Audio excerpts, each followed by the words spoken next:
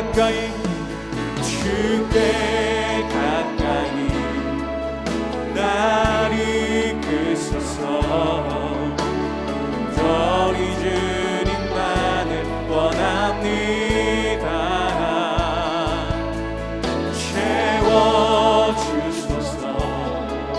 주의 사랑은 신선한 찬양 드릴 수 있도록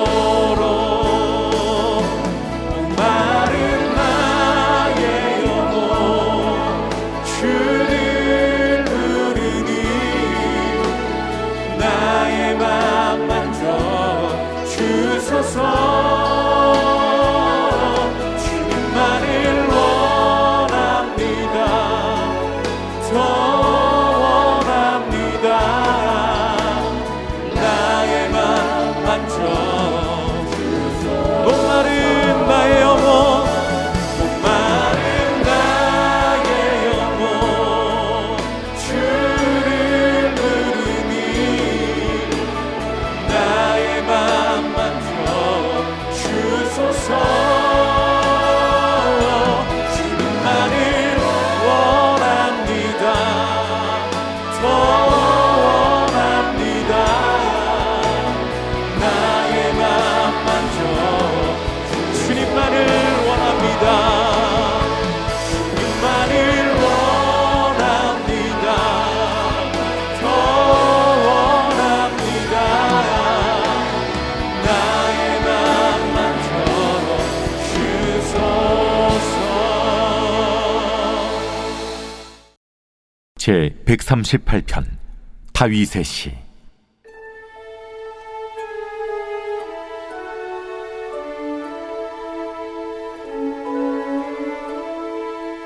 내가 전심으로 주께 감사하며 신들 앞에서 주께 찬송하리이다.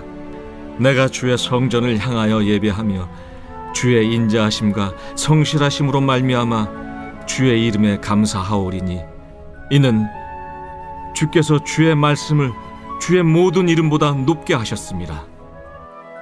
내가 간구하는 날에 주께서 응답하시고 내 영혼에 힘을 주어 나를 강하게 하셨나이다.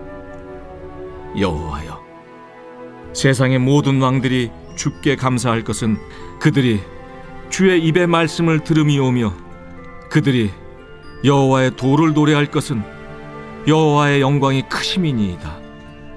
여호와께서는 높이 계셔도 낮은 자를 굽어 살피시며 멀리서도 교만한 자를 아심이니이다. 내가 환난 중에 다닐지라도 주께서 나를 살아나게 하시고 주의 손을 펴사 내 원수들의 분노를 막으시며 주의 오른손이 나를 구원하시리이다. 여호와께서 나를 위하여 보상해 주시리이다. 여호와여, 주의 인자하심이 영원하오니 주의 손으로 지으신 것을 버리지 마옵소서.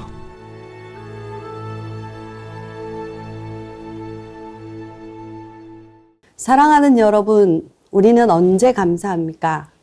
일상에서 늘 반복되는 평범한 일들은 대개 감사하지 못한 채 지나갑니다. 그러나 고통을 경험할 때 비로소 평범한 일상이 얼마나 소중한지를 깨닫게 되는 것 같습니다. 건강하던 삶에 갑작스러운 위기가 찾아오면 건강의 가치를 알게 되고 매일 곁에 함께하던 사람이 떠나고 나서야 그 존재가 얼마나 귀했는지를 깨닫습니다. 물질적 어려움을 겪게 되면 적은 것에도 감사할 줄 알게 됩니다. 그러나 이러한 위기가 닥쳤을 때 우리는 처음부터 감사할 수 없습니다. 고통 앞에서 사람의 마음은 쉽게 흔들리고 불평과 원망, 두려움과 불안이 먼저 밀려옵니다. 밤잠을 이루지 못할 만큼 마음이 뒤흔들릴 때도 있습니다. 감사는 결코 순간적으로 나타나지 않습니다. 고통의 시간을 통과하고 그 속에서 나 자신을 돌아보고 그 의미를 다시 생각해보는 과정 속에서 서서히 자리 잡습니다. 결국 감사하는 삶이 평탄할 때만 할 수 있는 것이 아니라 고난을 마주할 때 더욱 깊어지는 마음이 태도입니다. 고통을 겪고 난 후에야 진정한 감사가 흘러나옵니다. 오늘 본문은 다윗의 시입니다. 다윗은 인생에 있어서 많은 고난과 위기 상황에 있었습니다. 예를 들면 사울에게 쫓기다가 구원을 받았거나 압살롬의 반역 후에 회복된 때 그가 경험한 하나님을 자신에게 베푸신 하나님의 은혜를 감사하며 찬양하고 있습니다. 1절에 보면 내가 전심으로 주께 감사하며 신들 앞에서 주께 찬송하리이다. 전심으로라는 표현은 신명기 6장 5절에 나오는 마음을 다하고와 같이 전 인격을 다하는 것을 의미합니다. 시인은 자신의 인생 여정을 돌아보면서 하나님의 크고 놀라운 은혜, 완전하고 신실한 보호를 인하여 하나님 앞에 감사의 찬양과 온 마음과 인격을 다해 찬양하지 않을 수 없었습니다. 시편 138편은 세 부분으로 나누어 살펴볼 수 있습니다. 1절에서 3절에서는 인자하시고 언약에 성실하신 하나님이 기도에 응답해 주시고 시인 자신의 영혼을 세워 강건케 하여 주시는 것에 대하 찬양합니다. 이어서 4절과 5절에서는 하나님의 언약의 말씀을 들은 모든 세상의 왕들도 하나님을 찬양하게 될 것을 선포하고 있습니다. 마지막 6절과 8절에서는 과거에 다윗이 경험한 하나님의 놀라운 은혜를 기억하면서 앞으로 누리게 될 하나님의 은총과 보호를 확신하는 내용입니다. 다윗이 찬양하던 하나님은 어떤 하나님입니까? 첫 번째로 인자하고 성실하신 하나님입니다.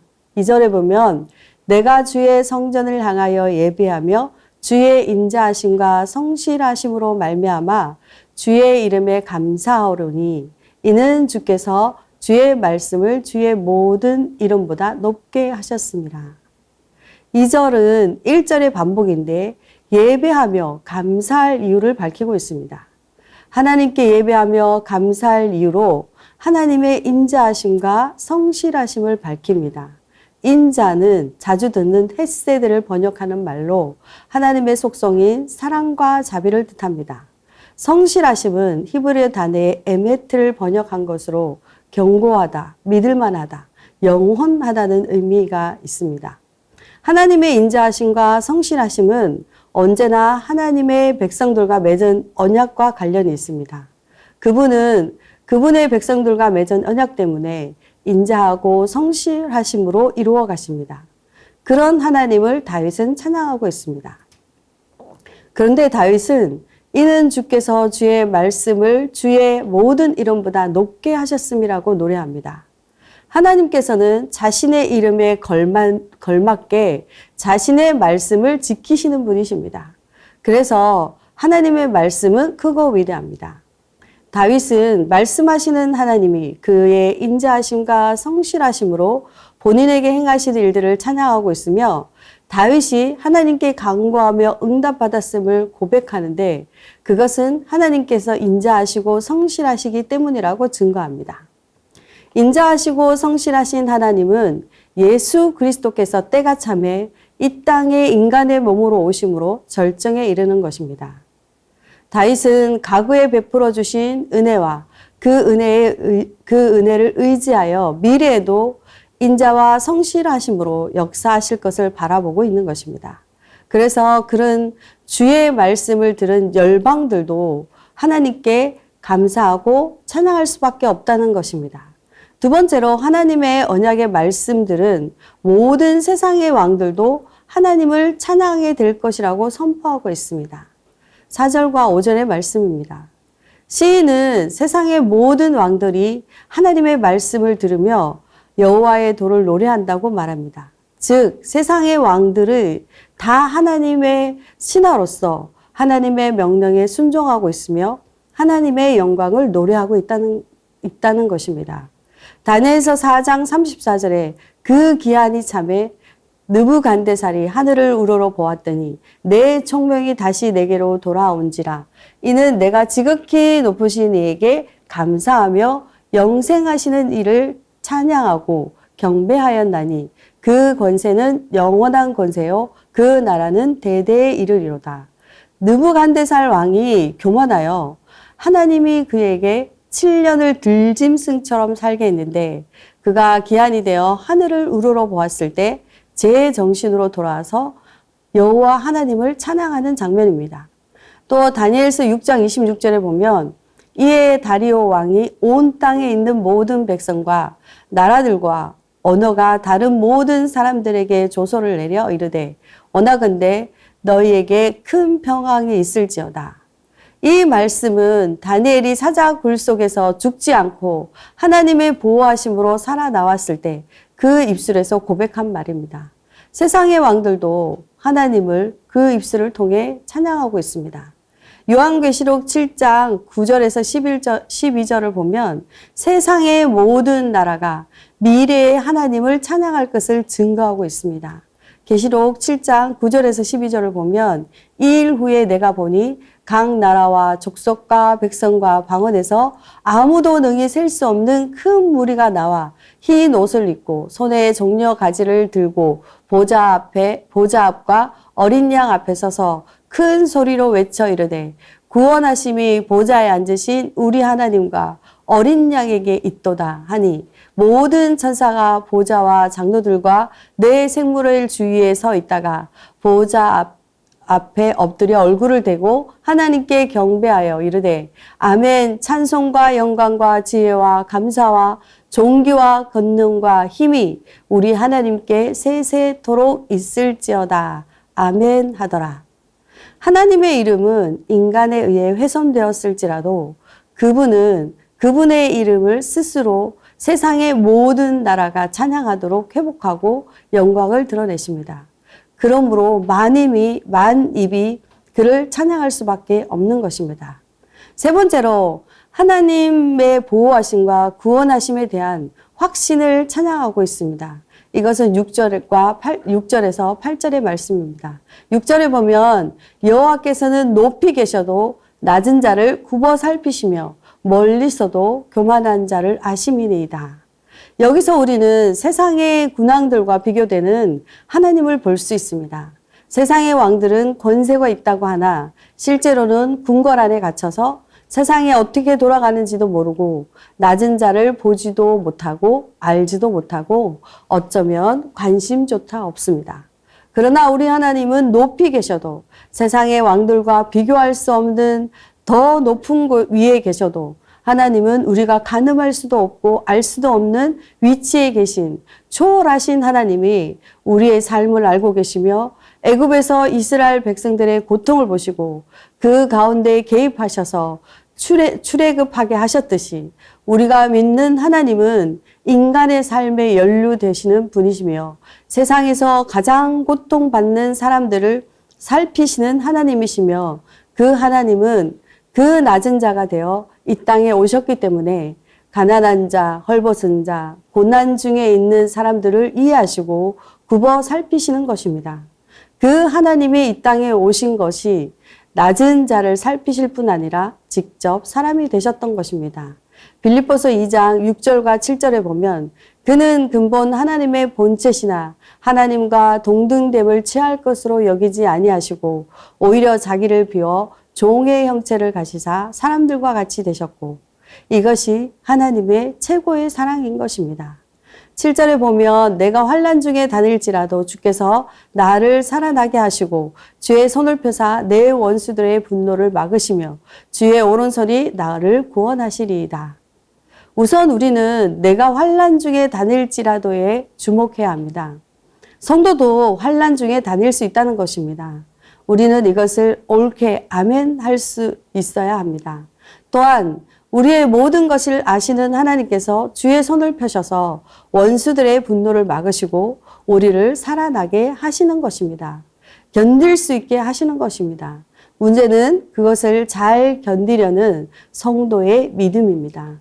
환난 중에 다니는 것은 하루 이틀이 고난이 아니라는 의미입니다. 그럴 때 믿음으로 잘 견디는 성도에게 하나님의 은혜가 임하는 것입니다. 하나님께서는 살아계시는 줄로 믿습니다. 그리고 피할 길을 주시고 능히 감당하게 하십니다.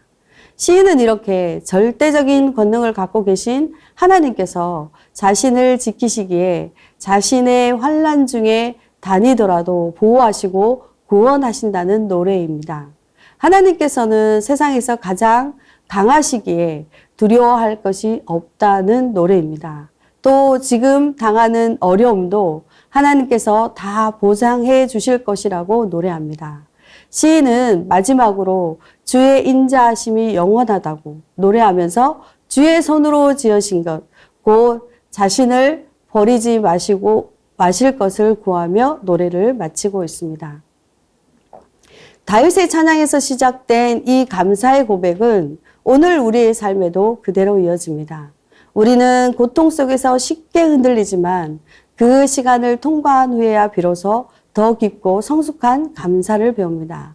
다윗은 고난 속에서도 인자하고 성실하신 하나님을 바라보았고 그 언약의 말씀을 굳게 붙들으며 보호하심과 구원하심에 대한 흔들리지 않는 확신을 노래했습니다. 우리도 마찬가지입니다. 평안할 때뿐만 아니라 환난 중에 걸을 때도 하나님은 여전히 우리를 굽어 살피시는 분이십니다. 높고 영화로우신 하나님께서 낮은 자를 돌보시며 우리의 아픔을 아시며 필요할 때 손을 펴셔서 우리를 건지십니다. 그 은혜와 사랑은 결코 변하지 않습니다.